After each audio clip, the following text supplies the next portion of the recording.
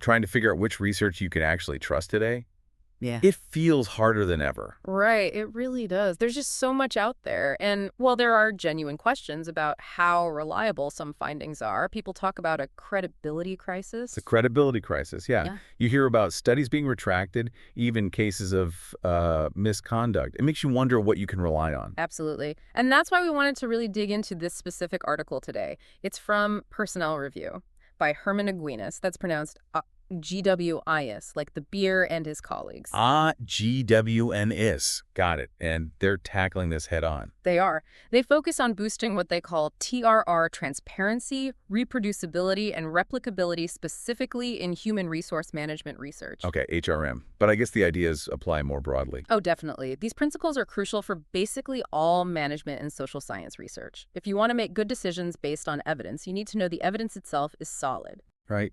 So our plan today is to pull out the practical advice from this Agrinis article. We want to give you, our listeners, some tools to, judge for yourselves how trustworthy a piece of research might be. Exactly. The article talks about why we have this credibility issue, things like rising retractions, and it introduces a model called TRRUST. TRRUST. What's that stand for? It covers transparency, replicability, reproducibility, unified ontology, which is basically agreeing on definitions, a shared culture of science, and trust and values. It's a whole framework. Okay, that's a lot, but we're focusing on the TRR part today, the practical stuff. Yeah, the nuts and bolts, transparency, reproducibility, replicability, what researchers can actually do to make their work more credible.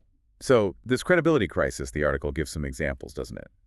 To show it's a real thing. It does, and some are quite, well, eye-opening. There was that study in Nature Human Behavior that initially claimed high replication rates for certain findings. Oh, I think I heard about that. Yeah, but then it had to be retracted. Turns out there were big problems with their methods, lack of transparency, how they stated their hypotheses. Kind of ironic, actually. Wow. That doesn't build confidence. Are there other examples? Unfortunately, yes. The article mentions an HRM researcher who actually admitted to faking results in the Journal of Management. This was research that even got picked up by the Wall Street Journal and Inc. magazine. Really? Faking data. That's serious. Extremely serious. And it wasn't isolated. That same researcher had other papers retracted from different journals, too. It shows how one problem can cast doubt on a whole body of work. Yeah, it really undermines things. But it sounds like journals are starting to respond. You mentioned registered reports. That's right. Some journals, like Human Resource Management Journal and the Journal of Applied Psychology, are offering registered reports as an option. And how does that help? Well, basically, researchers submit their research plan, the intro, methods, analysis plan, before they collect any data. The journal reviews the plan, and if it's solid, they might offer in-principle acceptance. Meaning they'll publish it regardless of the results. Exactly. As long as the researchers follow the plan. It shifts the focus from just splashy findings to rigorous methods. It encourages good science, not just positive results. Okay, that sounds like a positive step. So let's get back to TRR transparency, reproducibility, replicability. You said they're related but distinct. Yeah, they are. Transparency is just about being open and clear, documenting everything you did, making materials available. Think of it as showing your work. Okay, showing your work. What about reproducibility? Reproducibility means someone else can take your exact data and your exact analysis steps and get the exact same results. It checks the analysis itself. Got it. Data and code lead to the same numbers. And replicability. Replicability is about getting similar findings, but maybe using different data or slightly different methods or studying a different group of people. It tests if the finding itself is robust and generalizable. Right. So transparency is showing your work, reproducibility is checking the math, and replicability is seeing if the core idea holds up elsewhere. That's a great way to put it. So the Aguinis article gives specific advice on improving these. Let's start with transparency. What can researchers do better when they're first developing their ideas and theories? Well, a big one is just clearly defining what they're studying, the constructs, and specifying the level. Are we talking about individuals, teams, the whole company? Being precise. Exactly. Mm-hmm. And clearly linking your specific predictions, your hypotheses, back to the theory you're building on. No fuzzy connections. What about this harking idea the article mentions? Hypothesizing after results are known. Right. Harking is basically seeing an interesting result in your data and then writing the introduction as if you predicted it all along. That's a big transparency no-no. because it misrepresents the research process. Precisely. Now, the article distinguishes this from tharking, transparently harking. That's where you say, look, we didn't expect this, but the data suggests this interesting pattern. Future research should test this explicitly. So it's okay to find unexpected things. You just have to be honest about how you found them. Honesty and openness, yes. That's the key to transparency. Okay, moving on to research design. You mentioned pre-registration earlier. That seems huge for transparency. It really is. Pre-registering your study means you publicly post your research plan, your hypotheses, methods, analysis strategy before you collect data. Platforms like the Open Science Framework, or OSF, make this pretty straightforward. And registered reports take that even further by involving the journal early on. Yes. Both approaches lock in the plan beforehand, which prevents researchers from, shall we say, shifting the goalposts after seeing the data. It increases confidence that they reported what they actually found, not just what they hoped to find. And crucially, the article notes, this needs to be publicly accessible pre-registration. So you can't just pre-register in a private file somewhere. Right, that defeats the purpose of transparency. It's about accountability. What about measurement? How can researchers be more transparent about how they measure things? They need to share the details. What were the exact survey questions? What were the response scales? How were scores calculated? If they adapted an existing measure, how did they change it? Providing the actual tools. Yes, and evidence that the measures are valid, that they actually measure what they claim to measure. Ideally, making supplementary materials like the full survey or coding rubrics available online, maybe on OSF again. Okay. And then the analysis phase. Transparency there means Documenting everything. How did you clean the data?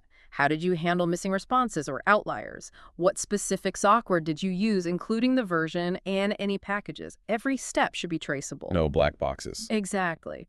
Someone else should be able to understand exactly how you got from the raw data to the final results. And finally, reporting the results. It's not just about highlighting the wins, right? Definitely not. Transparency means reporting all findings, including the ones that didn't support the hypotheses or results that were maybe unexpected. You also need to discuss the study's limitations openly. And beyond just saying significant or not significant, Yes. Report the actual effect sizes. How strong is the relationship, really? And interpret those effect sizes in practical terms. What does this mean for theory, for managers?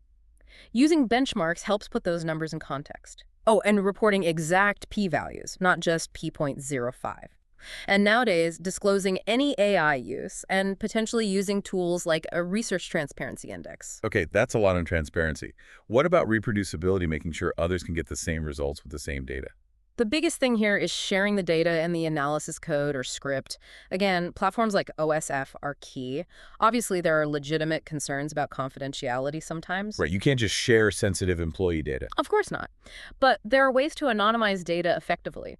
The point is to make it possible for others to verify the analysis if the data can be shared responsibly. Any other ways to boost reproducibility? Well, the article suggests journals could encourage or even have sections dedicated to independent reanalyses of data sets, and researchers should conduct sensitivity analyses. Sensitivity analyses. That means checking if the results hold up if you make slightly different choices in the analysis, like using a different statistical technique, or including different control variables, or even sometimes fewer control variables, just to see how robust the finding is. So poking the results a bit to see if they wobble. Kind of, yeah. It builds confidence if the finding stays consistent. Okay, that leaves replicability, getting similar findings in new studies. What helps there? Promoting actual replications, both literal replications where you try to copy the original study exactly. Which apparently doesn't happen very often. Sadly, no. But it's valuable for building confidence. The article also notes it's great training for students. And then there are constructive replications, where you deliberately change something, maybe the population you study, the setting, or a part of the method to see if the finding generalizes or how it might change. So testing the boundaries of the finding. Exactly. Extending the samples to different contexts, different countries, different industries is crucial for understanding how widely applicable a finding really is. And comparing results carefully. Yes, explicitly comparing the replication results to the original study, discussing similarities and differences, exploring why they might differ. Also, using techniques like meta-analysis, which statistically combine results from multiple studies, can give a bigger picture. This is really clarifying. It gives you a much better framework for evaluating research you come across. That's the idea. None of these steps alone is a magic fix, but implementing more of them definitely strengthens research credibility. And again, while the article focuses on HRM, these ideas apply everywhere in management and the social sciences. So for you listening, the takeaway really is to start asking these questions when you encounter research. How transparent is this? Is the data available? Has anyone tried to replicate it? Understanding these principles helps you become a more critical, more informed consumer of information, whether it's for your job or just understanding the world. And maybe a final thought to leave you with. How might this growing demand for transparency, reproducibility, and the replicability actually change how research gets done and shared in the future? It's a fundamental shift, potentially. And it raises the question of what role we all play, researchers, reviewers, readers like you, in expecting and demanding more credible, trustworthy evidence.